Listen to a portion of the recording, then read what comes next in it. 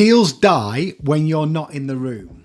It's very, very unusual for you to lose a deal when you're speaking to a customer actually on the call. The deals are made and lost in corridors, boardrooms, conversations that you're not privy to. This video is going to show you how you can use Nate Nasralla's one-page business case to de-risk deals and arm your champions so that you have assets that sell for you when you aren't in the room. Most of us have sales cycles, if you're watching this video, where you are reliant on one person going to advocate for your solution to someone else. And the big problem is that often we rely on these people selling our product as well as we can to another person. It's ridiculous. No one's going to be able to sell it as well as you can. In addition to that, our champions, or the people that we're speaking to initially, have an emotional attachment often to the product or service that you are speaking about because they are feeling and living the pain. When they go to get sign off from that other person and that other stakeholder, be it an executive, partner, spouse, they are one step removed from the emotional pain. So we need a logical argument. And this is where the communication falls down. If you're wondering why you should listen to me, we have coached dozens of founders through this exact process. And in the last 10 years, I can't think of any singular sales asset which has had a bigger impact on deal velocity and close rates than the one I'm about to share with you now. Before we dive into it, I would have loved to have said that the one-page business case was my idea, but it's not. It's by a gentleman called Nate Nasralla. He's a co-founder at Fluent, and he's the author of Selling With, which is a book specifically about selling with champion enablement. If you're dealing with complex or enterprise sales, then I highly recommend you give him a follow. His LinkedIn details are here. Okay. We're going to cover this in 4 parts. The first part is going to be why you need a one-page business case on every single deal that you are doing.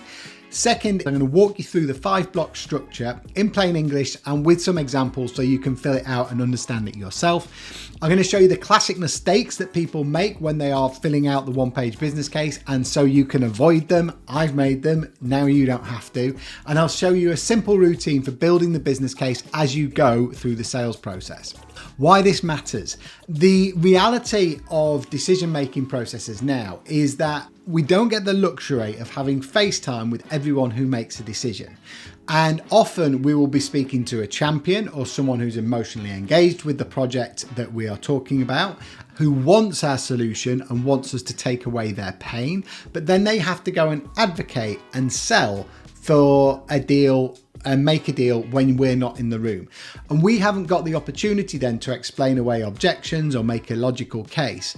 And the harsh reality of this economic climate is that if there's no business justification for proceeding with a solution, then there's going to be no deal.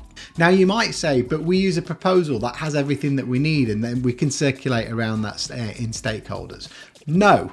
CEOs, executives, busy people, people who are not emotionally invested in the product will not sift through 20 pages of documents or technical specifications trying to find and pull out and make sense of the bits that apply to the business justification. They don't care about your product, your solution, or your service. The only thing they care about is what they will get in return for the investment or effort into your product or service in terms of a business return. Every single business decision is based on an outcome or preferred outcome for that investment. A business owner or an executive can only spend their budget once. They don't get a chance to re-spend it. So you're in fierce competition for making sure that they spend that pound is going to give them the best return on their investment. That's what you're competing for. A single page business case, or the one-page business case which we're talking you through, is everything that exec needs in one page that they can skim through in about a minute and have everything that they need to make a business decision. If you can't make the business case, you can't make the deal. Think about the sales process as the business case. So you're getting information from the prospect in discovery, which is then going to inform the business case later on. if you can't make an irrefutable business case and justification for the business to move away from the status quo and choose you rather than another competitor, then there is no sale because someone else will come in or there's better priority. So don't think about the one-page business case as something else to do.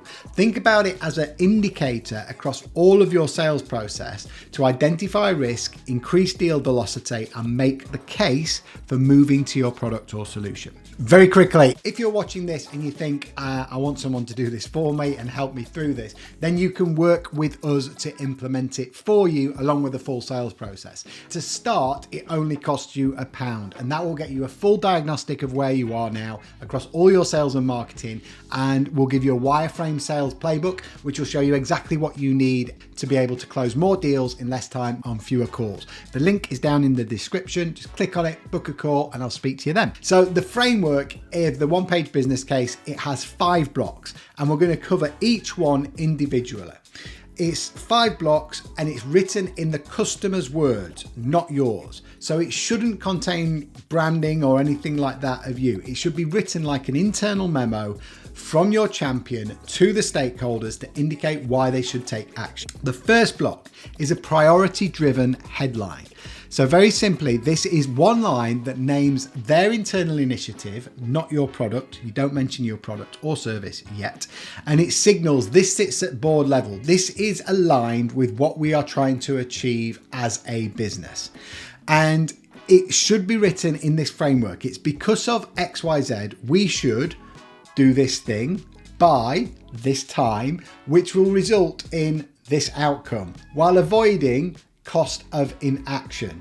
They're the key elements, and it sounds easy and simple, but when you put the words in, when you populated it, you can see how it brings to life and it ties it to a business priority.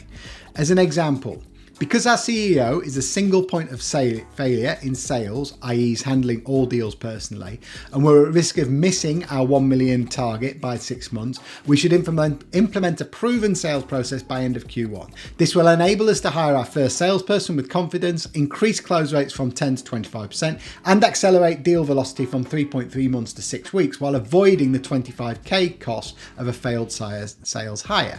Can you see how that reads? It's tying it to the big business goal, which is the £1 million target. Next, after that is the problem statement. So the problem statement then goes into more detail about the cost, the business impact, and the priority of the problem in their language with their numbers.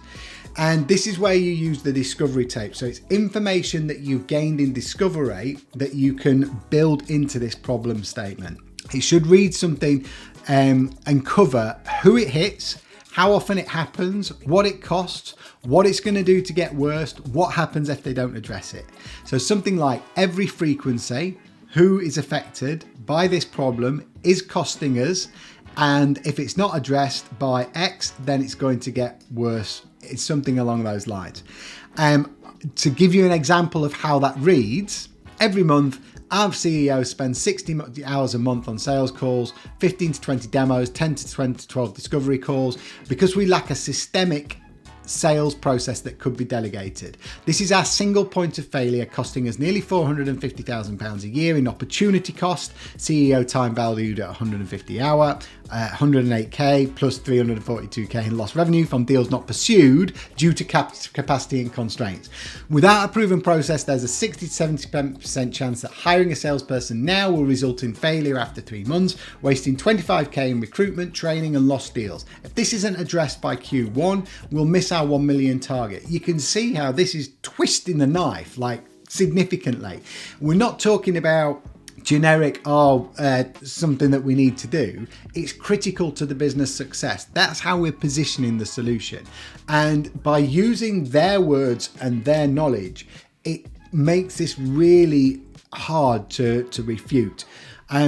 So hopefully that gives you an example of how you do that. Then it comes on to the recommended approach. Now this is the first and only time that your solution is mentioned, and it's mentioned as a solution to the problem, not as a pitch or this is what we should do. So it shouldn't be buy our software. It should be a strategic shift or a program that is being proposed and changes how they work and how they address it. Ideally, we want to make it as low risk as possible. So a pilot is better than a full rollout. We cover more than that in another video. And you want to match how they're actually going to buy and implement it. An example of how it would look is an example of how they actually implement it. As an example, you want to include the strategic shift that you're proposing, how it's been tested and proven, what must be true for it to work, how to successfully resource the shift, so return on effort and team members involved. We always want to be transparent and make the effort involved plain, because in the absence of telling people what is involved, people will always assume that more is involved from their team. And then it should introduce your company name. So the structure is the proposed approach, proof it works, success factors, the resource requirements, and the vendor selection. So it's like, we should do this. This is the reason. These are the success things. This is what we'll just need to do. Oh, by the way, this company we've looked into and they're best placed. An example is, so for us, we propose implementing a systematic founder-led sales process that creates a repeatable playbook for our first hire that they can execute. This approach has been proven by 50 plus B2B SaaS founders. Clients report 10 to 25% close rate improvements and 50% reduction in deal cycle time within 90 days. For this to work, we need CEO commitment to 190-minute workshop and implementation, willingness to record and review 5 current sales calls, and commitment to follow the sales process for 30 days before hiring. After evaluating sales consultancies, Revitech was found to meet and exceed all requirements, including founder-specific methodology, group coaching support, and proven track record. So you see, it's not a pitch of why you should do this. This is the approach. This is why it works. This is what we'll expect. This is what we need to do. These are the due diligence is this is the best person. Next section, the block 4, nearly at the end, is target outcomes. And this is where we are giving a before and after current target, where they are now and where they're wanting to get to. This is where we improve the sales and we talk about the quantified outcomes and the benefits for what we are looking to achieve. So you want a quick table that shows the key metrics that matter to the executives, current baseline, i.e. from the discovery, target by the specific date, and a percentage improvement. So focus on big numbers and crucially use numbers that they do. So if they're speaking in monthly MRR, don't put yearly figures on. If they talk in KPIs about profit, don't talk about revenue. So it's crucial that you use the numbers that they use internally for their decisions. So Revitech example, key metric, close rate, deal velocity, CEO hours on sales calls. Current measure, where they are now, target by the end of there, and then the impact of that. So it's very clear what impact is going to be made on which key metrics for them. And then the last bit is the required investment. So it achieves the time, the people, and the money on both sides. Crucial to include what is needed from the team, because like I say, in the same way as return on effort, in the absence of transparency, people always assume the worst. So it's making it clear what the best case scenario is for the people and effort involved from their team. It should include it both sides. So what's needed on their side, what's needed in your side, and then make it real. Don't hide anything here. It should be very matter of fact. So as an example, Revitech program, 7,500. This is the 190-minute intensive workshop. It's wrong, but it's less than that. Process documentation, group coaching calls, access to a call review and feedback. What's required internally is CEO time, finance directors, 1 hour workshop, and optional. They're the total investment price and 10 hours. And then the ROI, what's the payoff? Based on current 300k ARR with 10% close rate, moving to 25% close rate, generates 450k additional ARR in next 6 months. Investment payback is 60 days. And that's it. That's the 5 blocks. So the priority driven headline, the problem statement, the recommended approach, the target outcomes and the required investment and payoff. 1 page, 5 blocks, written almost entirely with your customer's own words and numbers. And that's it. Before we wrap up, just go through some common mistakes. It should be written from their point of view. It should be collaborative. It shouldn't be you pitching. So it shouldn't have logos, anything like that on it. It should be written in their words. A spreadsheet is not a business case. So numbers support the decision, but they don't make it. So make sure that it sounds like a story when you're reading it aloud. You should include your branding, their branding, remove your logos, gradients and slickness. It should be white page, black font on their template. It should look like something they wrote, not that you wrote. And it should be a page and a half max. If it's longer than that, it's too much. If you can't quantify it, you haven't done enough discovery. One of the beauties of this is that the sales process becomes the business case. If you can't make a business case, you haven't got a deal. So start early after your very first discovery call, record it in Fathom, take the transcript, drop it into ChatGPT and ask it to follow the Nate Nasralla one-page business case framework. Begin a draft in line with this. And if there are gaps, ask AI to highlight them so that it highlights gaps in your discovery. So in future calls, you can pick it up, or you can speak to the champion, or if it's a quick one, you can send them email. But you're wanting to make sure that you're building the business case in front of the people as you're going through that sales process. And drafting each block in parallel with your pipeline process. So it should be written. Don't wait until you have all the information you should be going through. The sales process is the business case. And that's it. That's the one-page business case framework. So we've made it simple. It's a non-negotiable step. If you're doing enterprise deals, even if it's a single stakeholder on a complex sale, if there is no business case, there is no deal. So use it, even if you're not going to present it, and it'll make your deals much more robust. Crucially as well, when you say, I often get asked just as a final point, when to actually introduce this. And it should be whenever your stakeholder or your champion is going to sell internally. So at every step of the sales process, you should be asking what happens next. You should know what happens next. As soon as other stakeholders are involved or as a decision-making process, that's when you introduce the business case, and you should be arming them with a briefing document that they can take to get people engaged. And that's it. So I hope you enjoyed and got value from this. We'll be covering more about stakeholder engagement in other videos. Any questions, drop them in the comments. Other than that, I will speak to you soon. Cheers.